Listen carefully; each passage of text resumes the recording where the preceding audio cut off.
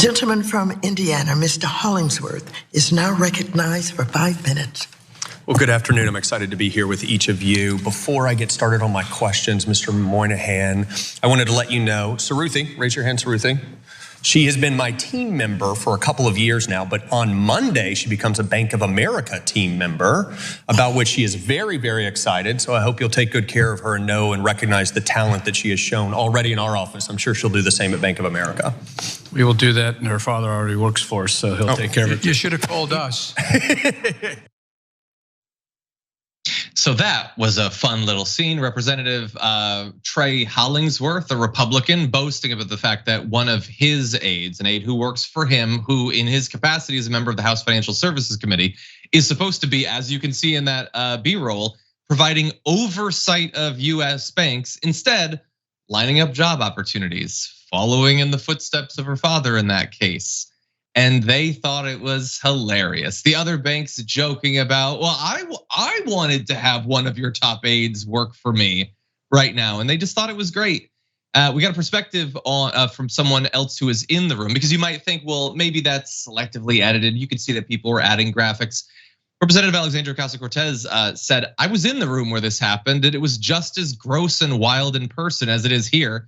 People rightly discuss conflicts of interest of members of Congress, but lobbying of senior staff who move on behalf of members and committees is a huge part of the problem too.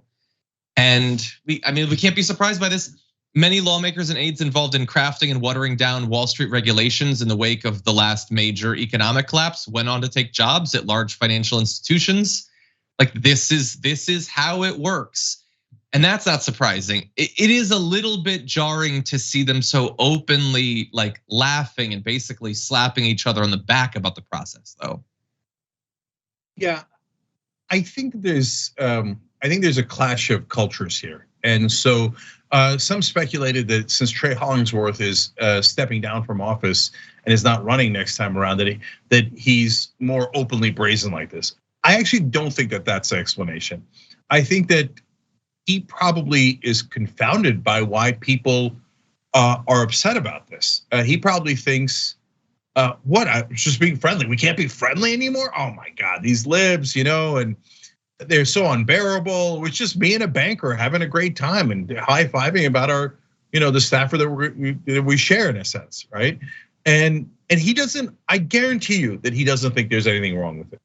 And that's because, again, I'm sorry, but I gotta say, it's mainstream media that says that bribery is okay. So the Hollingsworths of the world aren't like, oh my God, I take all this money from banks and I write bills that give them billions of dollars, and all my staffers go and get paid over there and get checks, their salaries that are way, way more than they made here. But the press never called me out on it. Nobody ever said it was a bad thing. So he's probably like, oh, AOC, what a radical, doesn't think we should take bribes from banks. It doesn't think that when we stop working here, we should take millions from them and stuff it into our pockets. I'm radical, right? So I think that's actually what's happening here. And look at how the bankers responded. I mean, they kind of, nobody else mattered in that room but those two. Just very casual, as if this is an everyday occurrence, because it is a regular occurrence. And it is just a reminder of the systemic failures of the system, that it is rigged, that it is legal to bribe politicians in the United States of America. And let's just go ahead and keep it all in the family, shall we? We were gonna do that anyway, because her dad works for us. So the classism, also race is involved in this too, and ethnicity, because my God, that would not happen. I mean, not that I want it to happen, but it would not happen for a Black person or a Hispanic person. This is an elite club that we see going on here.